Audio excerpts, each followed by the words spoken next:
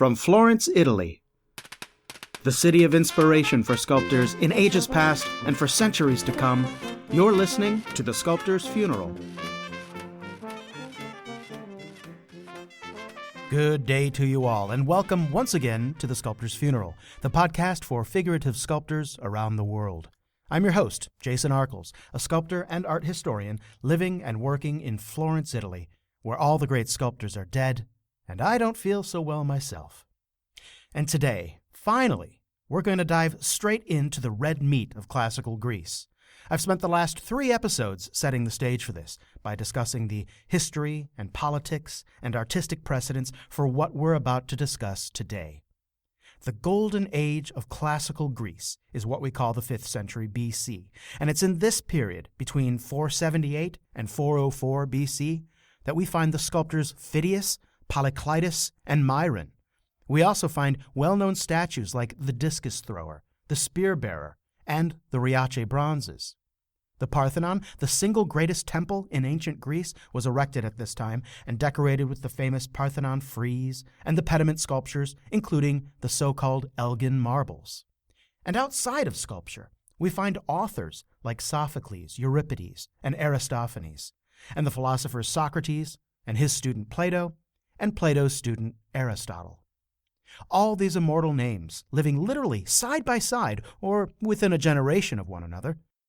And presiding over much of this period was the great Athenian statesman Pericles, a leader with a great love of learning, a passionate promoter of all that was best in Athenian arts and culture, and who had at his disposal the wealth of the combined city-states of Greece. It was the example of Pericles which Cosmo the Elder and his grandson, Lorenzo the Magnificent, would emulate 2,000 years later in Renaissance Florence. The Golden Age of Athens is just as well known as the Periclean Age. And it's with Pericles and the political situation of his time that we're going to start with. So Pericles' rise to power was a slow one. He didn't start his career as a war hero, nor did he usurp his power as the tyrants of the recent past had. Instead, he was simply just a well-born Athenian citizen who loved learning and who excelled at politics and oratory. He was calm and cool-headed, and his education in rhetoric and his gift for public speaking made him a popular and persuasive citizen in the Athenian assembly. He seems to have assumed a leading role in his political party sometime in the 460s, and he wielded considerable power throughout the rest of his life, which ended in 429. Now we're going to be hearing a lot about Pericles and his achievements as we unwind the story of classical 5th century sculpture. And while Pericles and his reign serve as sort of a backdrop for the blossoming of art and culture during that time, there was still a larger force at play during the Golden Age of Athens, which serves as a backdrop to the reign of Pericles and everything else happening in Greece in the 5th century. And that force was the Delian League. So let me explain what the Delian League was and how it came about. Now you remember, of course, that Athens was destroyed by the Persians in 480 BC, along with many other city-states on the Greek mainland and on Asia Minor, and many island city-states in the Aegean Sea. So even though it took a few decades for the Greek economies and the cities themselves to recover and rebuild from the invasion, one thing that took place immediately after the Persians' retreat was the organization of over 100 Greek city-states to form a collective defense agreement known as the Delian League. Its purpose was to defend Greek territories spread throughout the Mediterranean from future attacks by the Persian Empire. The member states of the Delian League contributed what they could, whether this was men or ships or money. You can kind of think of it as sort of an ancient Greek NATO. Meetings and congresses were held on the island of Delos, which is where the Delian League gets its name, and it's also, the island of Delos is where the treasury of the Delian League was kept. Now, due to the large numbers of member cities, the Delian League was rich. And it had to be rich. I mean, it had to be rich enough to mount military campaigns and build ships, feed armies, and police the Aegean Sea. And although the Delian League was founded on a principle of shared responsibility and shared governance, it was Athens that slowly and steadily rose to the top of the pile, the first among equals. And the reason for this was simple. What Athens contributed most was military might, in the form of its hundreds of triremes, the warships which saved Greece from Persian control in 480. Athenian ships meant they were commanded by Athenian captains, who were largely autonomous in their actions. And the best way to get the military land forces of the Delian League anywhere was via these ships, which pretty much made the Athenian generals commanders of the Delian League forces. And inevitably, these forces protected Athenian interests as much as they protected the Mediterranean from Persians. So, for instance, if a member state wasn't contributing their fair share to the Delian League, they might wake up one day to Athenian ships blockading their trade. Or, if a city-state wanted to leave the Delian League altogether, Athenian-led military invasions were not uncommon.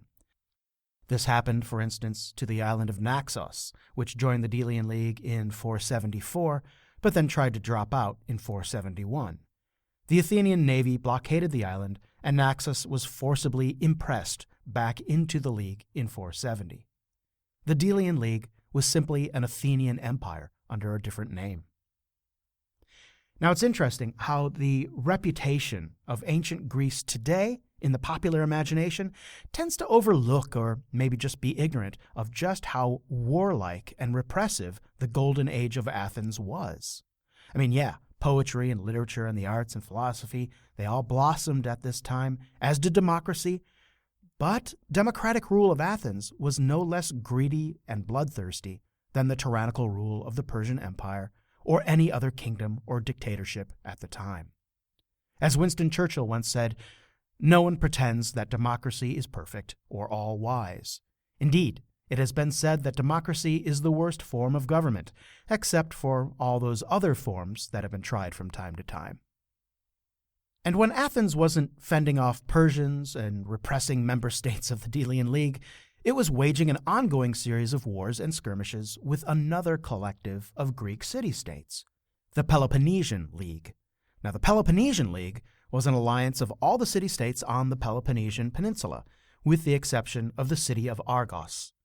And the Peloponnesian League was actually older than the Delian League. It was organized in the Archaic period, and it expanded at one point to include all of Greece during the Persian Wars.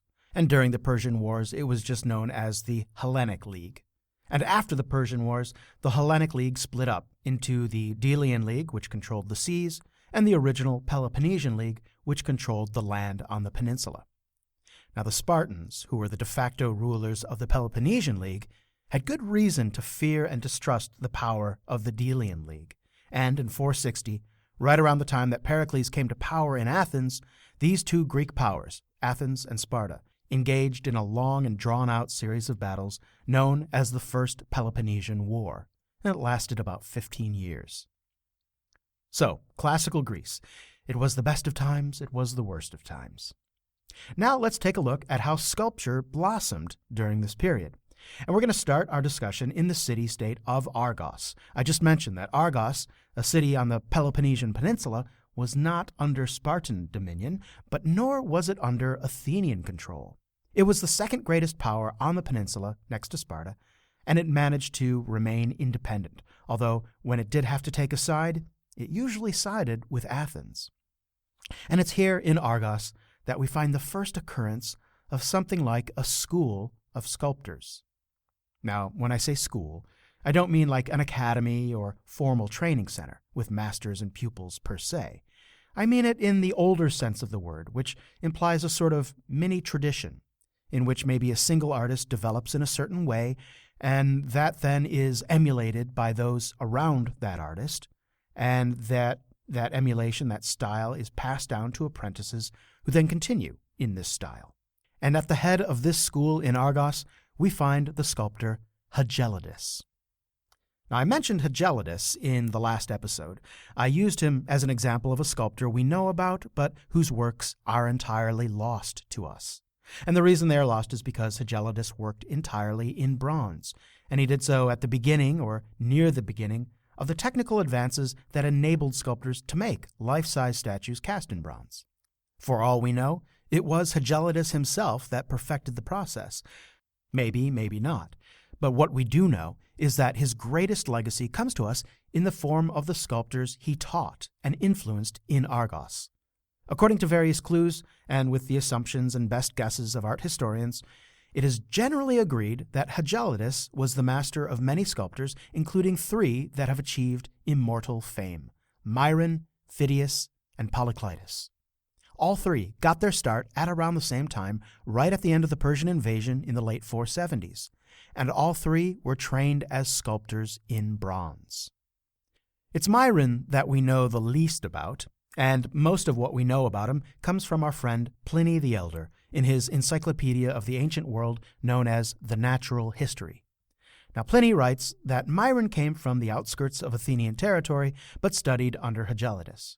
Pliny gives us a little list of his most notable works, but goes on to say that Myron, quote, seems to have been the first to extend the representation of natural truth, being more rhythmical in his art than Polykleitos, and more careful over proportion. Yet though he was very attentive to the bodies of his figures, he does not seem to have expressed the feelings of the mind, and also did not treat the hair and the pubes more correctly than did the rude art of old. So, leaving the treatment of pubes aside for the moment, what is more interesting is Pliny's assertion that Myron, quote, extended the representation of natural truth. This seems to corroborate what we know about Myron from other sources, that Myron's reputation was that of a sculptor with a knack for heightened realism, above any other sculptor of his time. He seemed to have specialized in athletes, and he created commemorative statues of Olympian victors and of other athletic events throughout the Greek world. He seems to have capitalized on the expressive qualities of bronze and the material's suitability to render realistic poses of athletes in action. This hadn't really been attempted before, but the new possibilities of poses in bronze sculpture are strongly hinted at in the Tyrannosides, those sculptures from the 470s by Nesiotes and Critios. Myron's vigorous athletes seem to have been the natural progression from these. Of course, these are just guesses, as none of Myron's own work survives, except for later marble copies of just one statue, and that statue will be familiar to us all. It's the Discobolus, or discus thrower. We all know it. It's that nude athlete with his body wound in a spiral of tension at the moment just before the athlete unwinds and sends his discus flying. If we take this one known work as an example of what Myron was capable of, we see that he possessed extraordinary observational skill and knowledge of anatomy in action. As Pliny himself points out, the rhythm and proportions in such a complex composition are unparalleled for its time. And yet, we can also see that Pliny has a point when he talks about a certain lack of emotion in the work. The face of Discobolus is calmly neutral, in contrast to the torsion and tension of the rest of his body. It's not bad, though. The calm expression seems to give the whole figure almost the air of an allegory of sport, rather than a portrait statue of a particular athlete, even though that's probably what the statue was intended as. So several Roman copies of the Discobolus survive, and the number of copies made by the Romans is a testament to the statue's popularity. But Myron's most famous work in his own lifetime was that of a cow, a young heifer that was apparently so lifelike it not only made Myron's fame, but caused literally dozens of poets over the course of centuries to write sonnets and epigrams dedicated to it. Not dedicated to Myron, but dedicated to the cow statue itself. I'll give you just a part of one. It goes like this. I am Myron's little heifer, set upon a pedestal. Goad me, herdsman, and drive me off to the herd. A calf dies beside thy heifer, Myron, thinking that the bronze had milk inside. In vain, bull, thou rushest up to this heifer, for it is lifeless.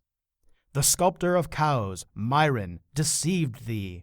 The lead and stone hold me fast, but otherwise, thanks to thee, sculptor Myron, I would be nibbling lotus and rushes.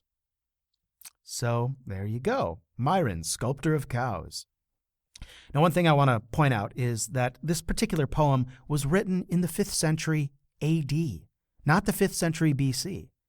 So that means people were still moved by the verisimilitude of that cow sculpture 900 years after it had been sculpted, and after centuries of advancement in classical Greek and Roman art. It must have been one heck of a cow sculpture. Another thing I want to point out is that the sculpture survived at least into the 7th century AD, more than 1,000 years. It's something important to remember when we look at Greek sculpture generally. Even though only a few original bronzes survived to our day, many, many bronzes survived a good long time, well past the age of classical Greece, past ancient Rome, and often even past the destruction of early Christian culture and the Middle Ages and the Crusades. Rome wasn't built in a day, nor did Greece crumble in a day. Let's move on to another pupil of Hegelitus. If you had to choose just one sculptor to represent the golden age of Athens, if you had to choose one sculptor to represent the sculpture of ancient Greece, almost without exception, you would choose Phidias. And we'll find out why when the sculptor's funeral continues.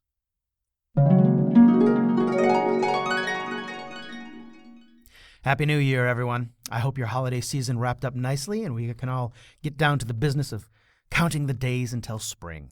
Or if you're in the southern hemisphere, you're just chilling on the beach, making us all jealous. Well, I am certainly counting the days until spring because I am just now finalizing my travel workshop season, and it's going to be bigger and better than last year. And it's going to be starting up soon, so if you're interested, let me give you a rundown of where you can catch me around the world this year. So I start off in San Jose, California, in the middle of March, just a few months away. And I'm going to be teaching Écorché Anatomy at the School of Visual Philosophy. It's my third visit back to those guys, but my first time in their brand new, enormous facility, and I can't wait to see it. Then, from there, I'm going to be going to Philadelphia, serving jury duty on a figure modeling competition, but I'm also going to try to arrange maybe a weekend workshop there in Philly as well. But then, it's off to New Zealand, and on the 1st of April, I'm in Wellington, teaching a figure modeling course, and then to Auckland to do the same thing. Then, in the middle of April, I scoot over to Australia for a figure workshop in Melbourne, and then to Sydney for a figure class, followed by a sculpture composition weekend course, and then to Brisbane, a new tour stop this year, for a figure course and then an Écorché Anatomy course. And finally, then it's on to Perth for a portrait workshop. And that only takes me to the end of May. I'm really busy this year. So some of these workshops are already set in stone, and some are still being hashed out, and who knows, I might be adding additional dates and locations as I go. So for all the most updated information, as well as info on how to apply to any of these courses, just swing over to thesculptorsfuneral.com and click on the travel workshop link at the top of the homepage. There will be general info for every workshop there and links to the various venues where you can sign up. After Australia, I'm back in the U.S. for more tour dates, including Ann Arbor in July, and if you happen to be going to the annual convention of the National Sculpture Society in New York in June, I'll likely be seeing you there.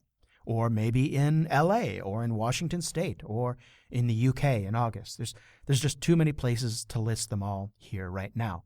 And more locations are being added all the time as I go. So again, check out my itinerary at thesculptorsfuneral.com. And I look forward to meeting you guys wherever I go.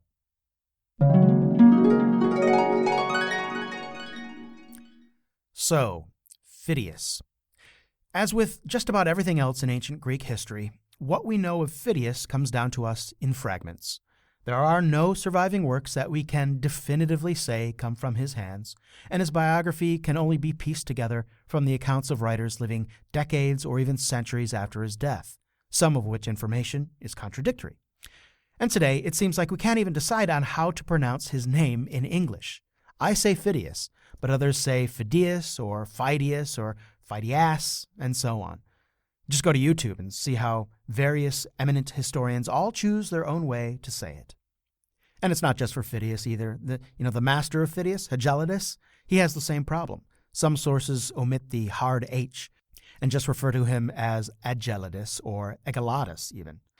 Well, however you want to pronounce Phidias, what isn't in question is that he was regarded in his lifetime and throughout the Greek and subsequent Roman eras as the embodiment of the pinnacle of Greek sculpture.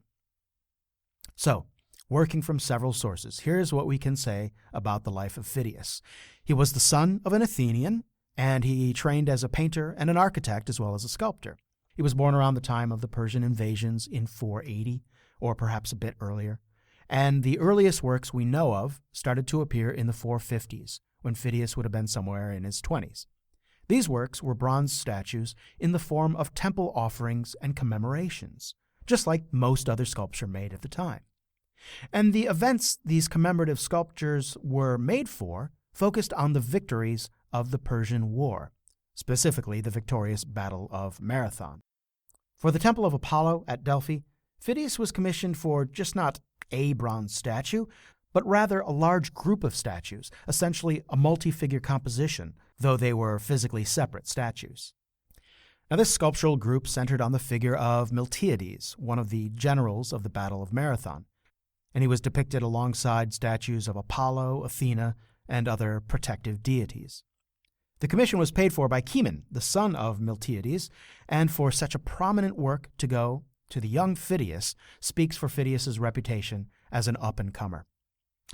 Now, I just said a moment ago that we have no original work from the hand of Phidias. That is the correct thing to say, that we don't have anything definitively from Phidias, but there exists a strong candidate.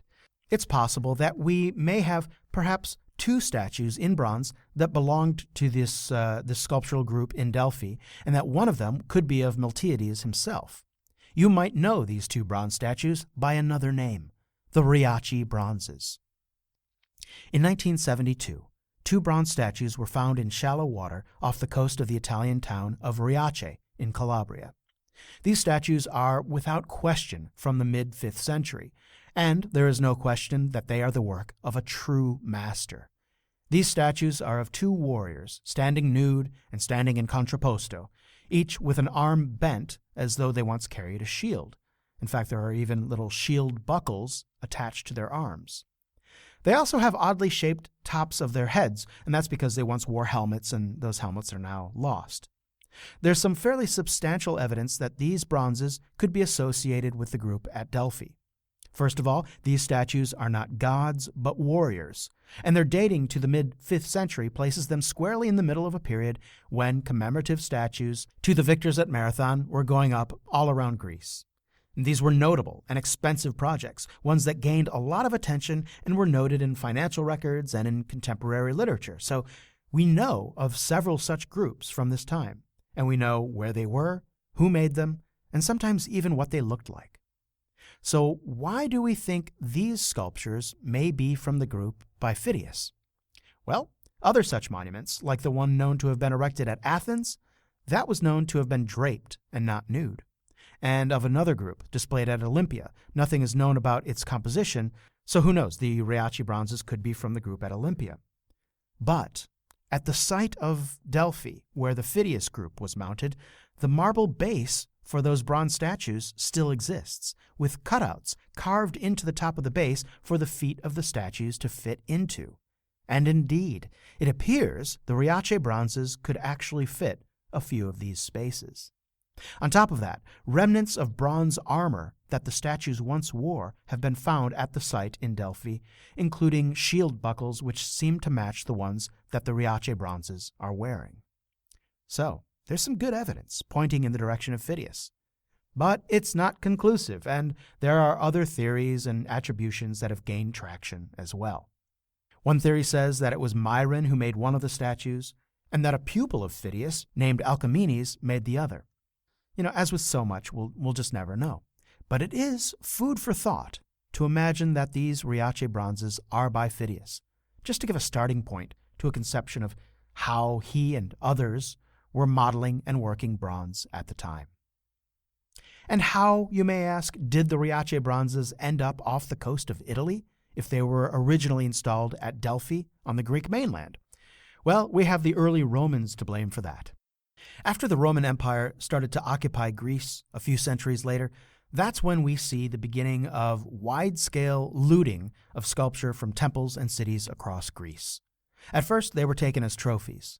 A few centuries later, when ancient Rome became Christian, the temples were closed, and much of the sculpture that still remained was either reappropriated or destroyed.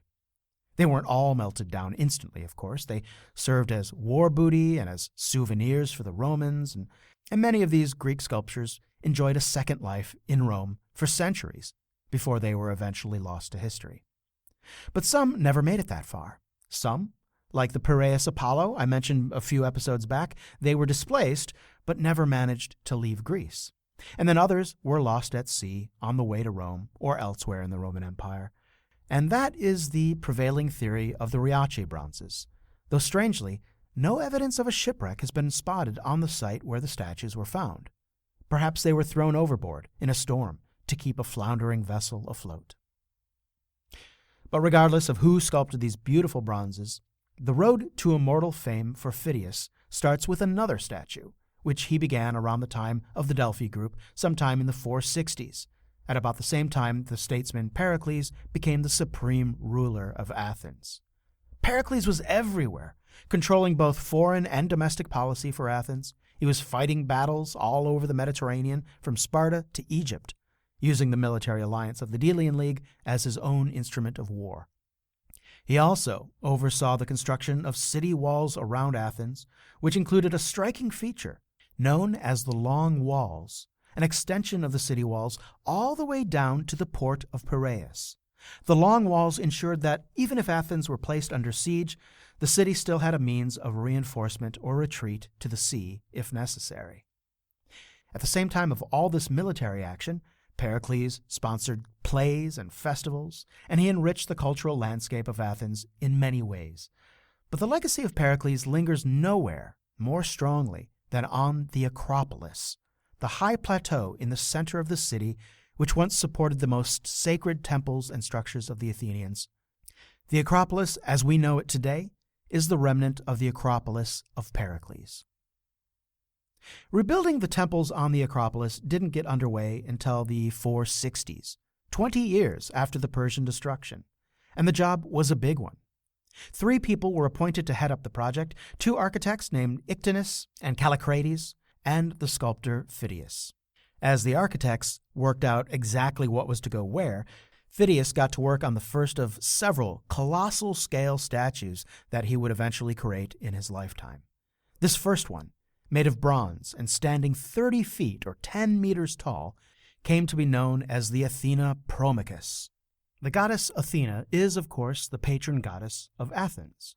She is the goddess of wisdom and the goddess of war, and is often depicted with symbols of both, usually in the form of an owl for wisdom, and a spear, shield, or helmet signifying her role as a goddess of war.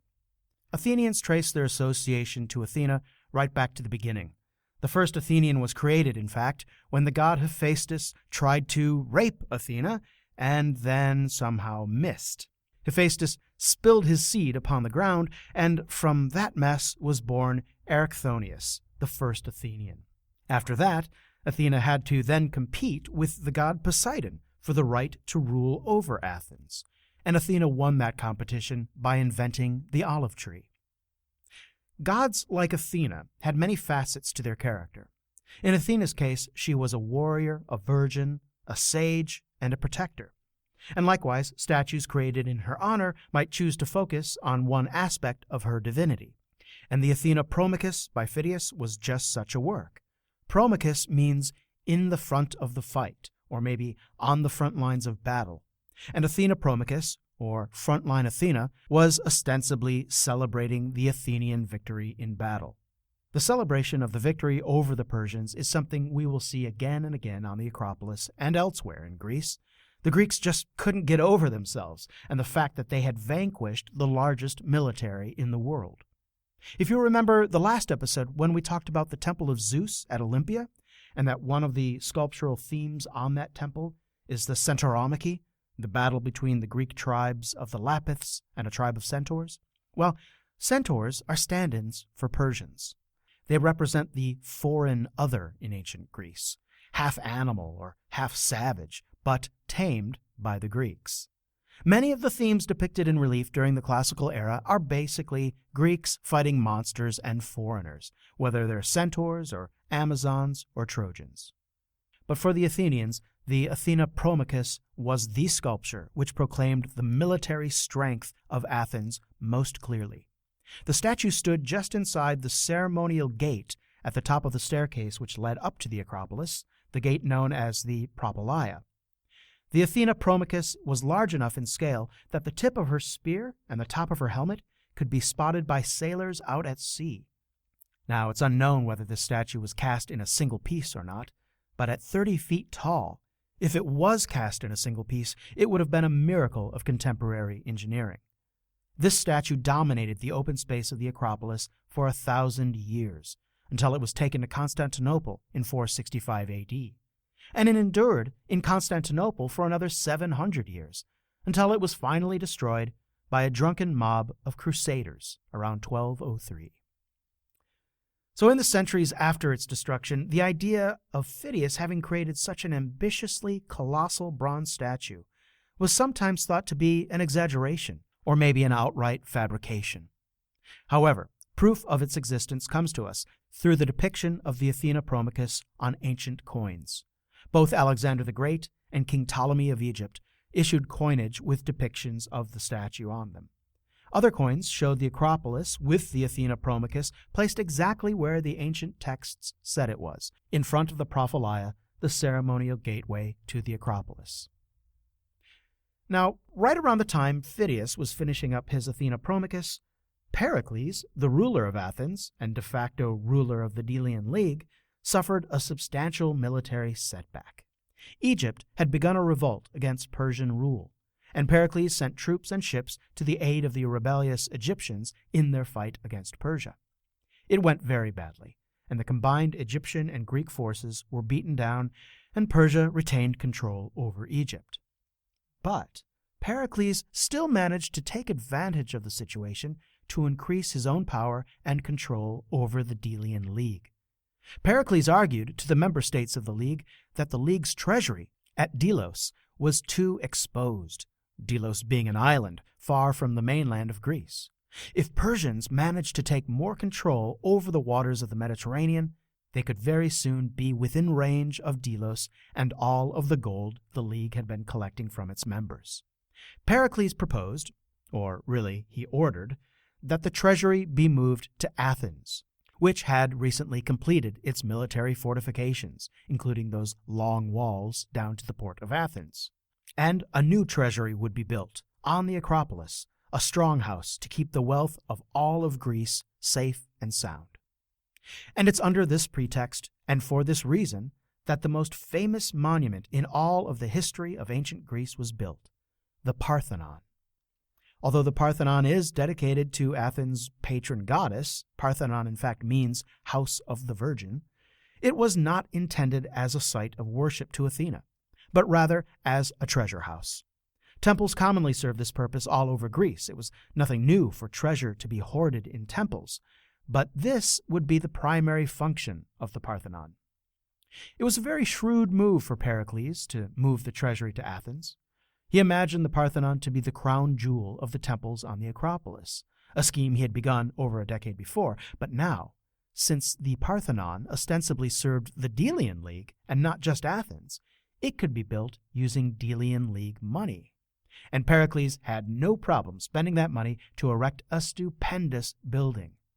Built entirely out of marble, which was quarried from a nearby area called Pentelikon, the Parthenon is about 70 meters long and 30 meters wide, or over 220 feet long by 100 feet wide.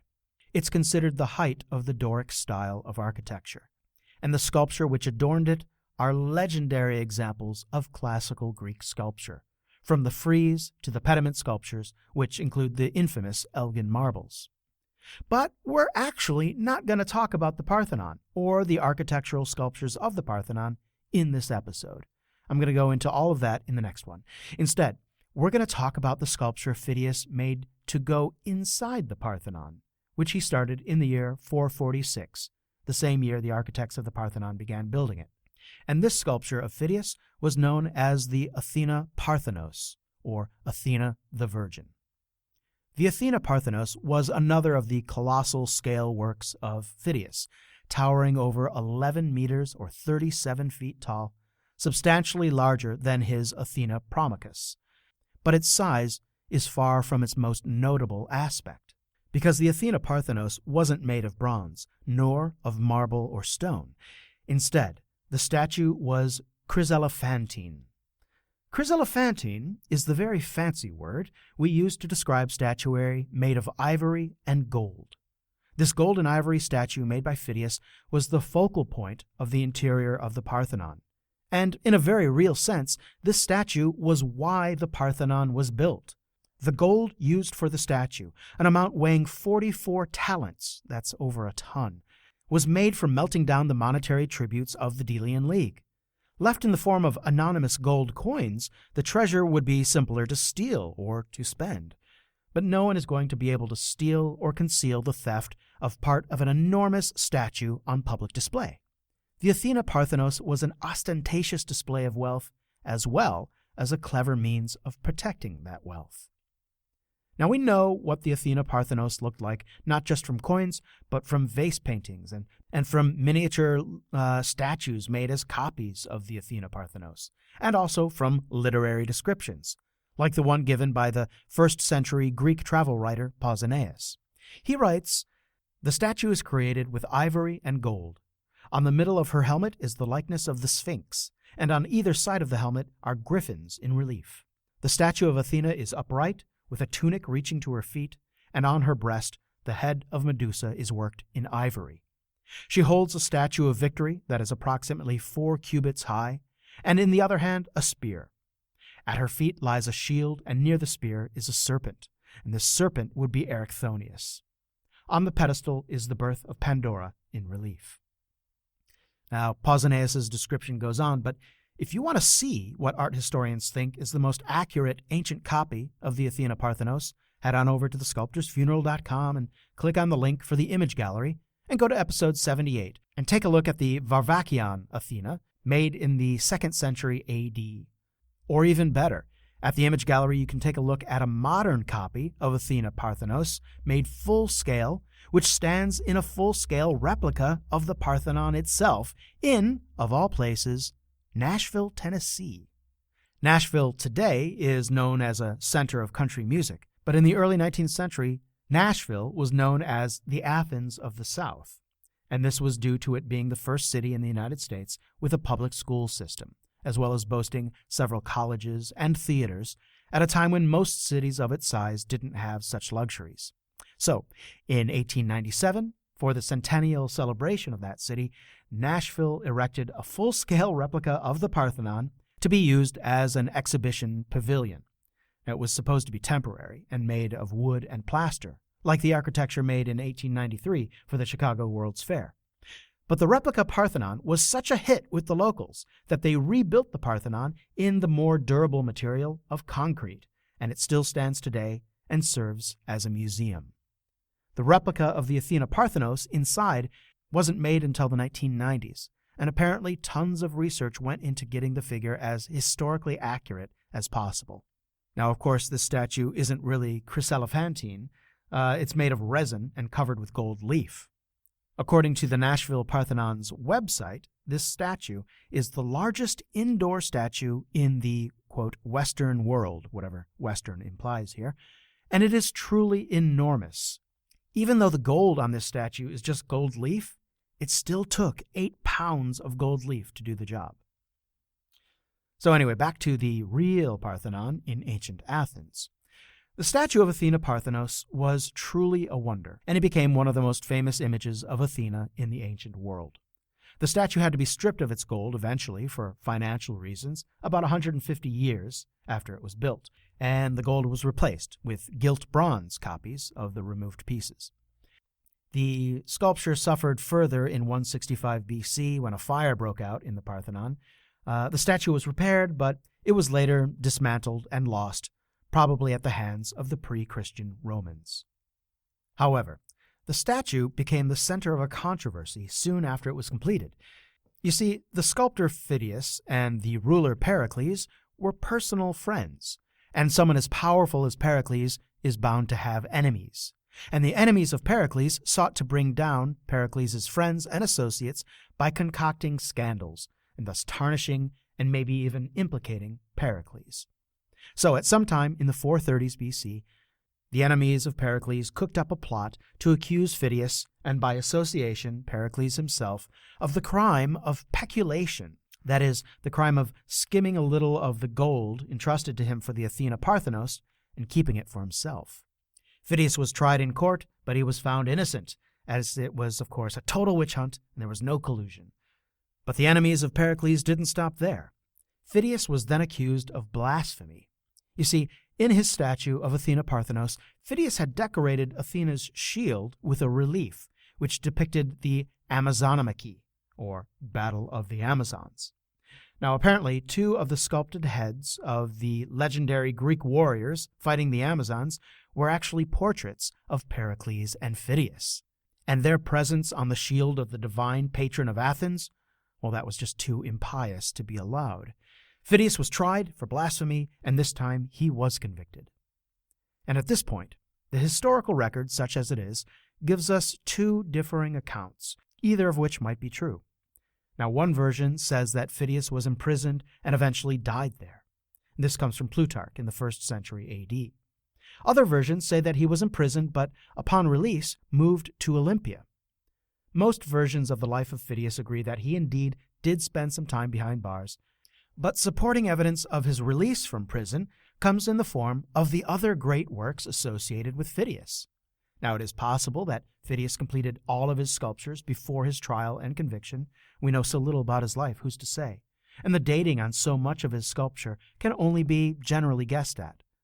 But purely for the sake of narrative, I'm going to assume Phidias was eventually released from prison and then went on to complete the 2 crowning achievements of his career. One of those achievements, the sculptural decoration of the Parthenon, we'll talk about in a later episode. And actually, it wasn't Phidias who carved the sculpture himself. He was the superintendent of the sculptural works on the Parthenon, and probably made many of the models which were then carved by others, and these were possibly completed after his own death, or when he was in prison, or when he was in exile in Olympia. But it's in Olympia that Phidias made what history says was his greatest sculpture, his statue of Zeus for the Temple of Zeus at Olympia.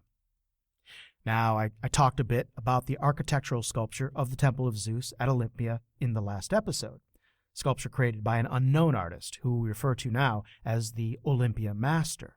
The Olympia Master made those metopes and pediment sculptures in the 460s or so, and so the temple was only a few decades old when the city of Olympia commissioned Phidias in around 435 BC to create a chryselephantine statue of Zeus, to rival his own statue of Athena Parthenos in Athens. Now, this was a power play on the part of Olympia, who, as hosts of the Olympic Games, were one of the most important and sacred sites in ancient Greece, and the Olympians wanted to show that they were not about to be overshadowed by the new preeminence of Athens. Accordingly, with his statue of Zeus, Phidias outdid himself. His statue shows a seated Zeus in ivory and gold, towering 43 feet or 13 meters tall. Again, this figure is seated, and the Athena Parthenos, a standing figure, is only 11 meters or 37 feet tall. Zeus was a seriously huge statue, a figure about a third of the scale of the Statue of Liberty in New York, and made more than 2 millennia before. Like the other colossal statues by Phidias, the enthroned Zeus doesn't survive. The statue was probably destroyed in the earthquake and fire which also destroyed the Temple of Zeus in 425 AD. We know a little about what the Zeus looked like from coins and from smaller knockoff versions made in subsequent centuries, but our best record of the statue of Zeus comes from Pausanias in his travel guide to Greece. His first-hand description is quite lengthy, possibly written from notes he made as he stood right in front of the statue in the temple. Pausanias writes, "The god sits on a throne, and he is made of gold and ivory. On his head lies a garland, which is a copy of olive shoots. In his right hand he carries a victory, which, like the statue, is of ivory and gold, and she wears a ribbon, and on her head a garland. In the left hand of the god is a scepter, ornamented with every kind of metal, and the bird sitting on the scepter is the eagle. The sandals also of the god are of gold, as is likewise his robe. On the robe are embroidered figures of animals and flowers of the lily. I know that the height and the breadth of the Olympic Zeus have been measured and recorded, but I shall not praise those who made the measurements, for even their records fall far short of the impression made by the sight of the image. Pausanias goes on from there in much greater length, devoting a half-dozen paragraphs to describing the reliefs on Zeus's throne and on his footstool, describing his robes, and etc. So, how could Olympia, a wealthy city, but by no means as wealthy as Athens, afford such a huge sculpture made out of gold and ivory? Well, we know from other sources that this statue consisted of a lot less gold and a lot more ivory, as well as a myriad of other less precious materials. In the Athena Parthenos in Athens, only her arms and face were made of ivory, and Athena's flowing garment covering the rest of her figure was of gold. But with the enthroned Zeus, Zeus himself was bare-chested, so he's draped only from the waist down. So a full half of the statue was of ivory, and the drapery itself wasn't solid gold, but rather it was gilt glass. Zeus's drapery was actually cast in glass made from terracotta molds. Now there's an issue with making large statues out of ivory. Ivory will deform and shrink and crack as it slowly dries out over the years. Now, the simple solution to this problem is to periodically moisten the ivory. In Athens, the Athena Parthenos was moistened with water in a ritual libation ceremony, and at Olympia, olive oil was used. Now, this practice was recorded by Pausanias, and he called those temple workers who performed this ritual cleansers, and he referred to them as the descendants of Phidias. Now, you can imagine that if you're periodically covering a huge statue with gallons of olive oil, it's going to eventually make a big mess on the floor, right? So all around the statue in the Temple of Zeus, the floor tile was not regular white marble, but black stone, with a white marble rim which ran all the way around the edges of this area. And this formed sort of a very shallow pool, which would contain the olive oil which ran off the statue and form a sort of reflecting pool of olive oil. This reflecting pool greatly enhanced the effect of the statue. And of course, the novel effect that reflecting pools provide have been used throughout history to enhance sculpture and architecture, from the Taj Mahal to the Lincoln Memorial reflecting pool in Washington, D.C. Now, it's difficult to imagine the emotional impact this colossal gold and ivory statue, glistening with oil, had on the people of ancient Greece.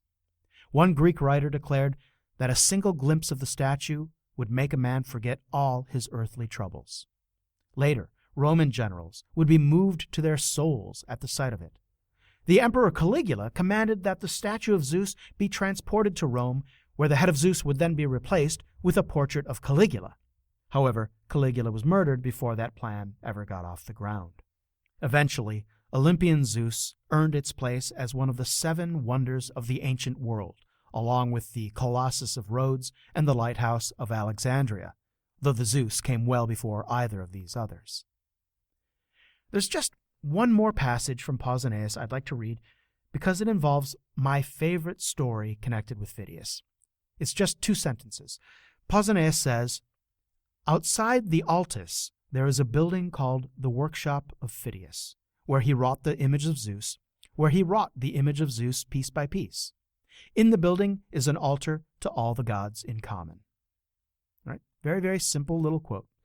But here Pausanias is telling us that the statue of Zeus was made in a studio, and then we can assume the statue was dismantled and then reconstructed in the temple.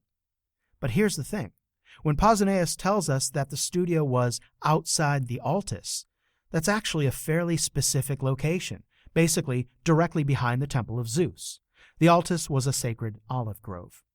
And outside the Altis, to this day, there exists the ruins of a building, with some walls and columns still standing. And this building is about the same size and shape of the room in the Temple of Zeus, which contained the statue of Phidias. On top of that, in this structure, there are remnants of an early Christian chapel and altar. And early Christian churches were often converted pagan temples. So based on this evidence, German archaeologists in the 1950s excavated the site and proved that indeed the building must have been the workshop of Phidias. Not only did they unearth tools that are used in working gold and ivory, but they uncovered countless ivory chips, which isn't something you would really find anywhere else. But that's not all. They also unearthed dozens of molds for pieces of drapery made of terracotta with traces of cast glass within the molds. And there is one other artifact dug up on this site that is so improbable, so laughably on the nose as evidence for the presence of Phidias at this site, that questions remain whether or not this item could possibly be authentic, though there is no evidence that it's a forgery. It's a simple terracotta drinking cup. It was found broken to pieces, and some parts around the top are missing. It's not really decorated, it's just got this sort of simple fluting pattern and a very, very ordinary glaze. It's an otherwise unremarkable find, except for the inscription scratched into the bottom of the cup. This scratched lettering on the bottom simply reads, "I belong to Phidias." How ironic that the closest we can get to the supreme old master of ancient Greece is not through any of his masterpieces, all of which have been melted down or stolen or otherwise destroyed, but through a few scratches on a cup he once drank from, left behind in a studio he once used. Well, I want to thank you all once again for listening. Don't forget, you can check out additional content at the Sculptor's Funeral website, thesculptorsfuneral.com, or on our YouTube channel and on our Facebook group page. You can also subscribe to the podcast on Apple Podcasts or any of the podcast apps out there. And by doing so, you'll receive the podcast automatically on your PC, tablet, or mobile device just as soon as new episodes air. And if you want to help the podcast reach other people like you, leave a review or give the podcast a rating wherever you subscribe. Also, as always, at thesculptorsfuneral.com, you can stream the complete archives of the show. You can check out the image galleries for this and other episodes. And you can also check out my travel workshop itinerary. And you can also help support the podcast by buying some Sculptor's Funeral merchandise, or by making a donation, or by buying from Blick by clicking through to Blick Art Supplies' website from thesculptorsfuneral.com. By clicking on the link and then buying from Blick, it helps to support the podcast, and for that, I thank you. Thanks again for listening, and have a productive week.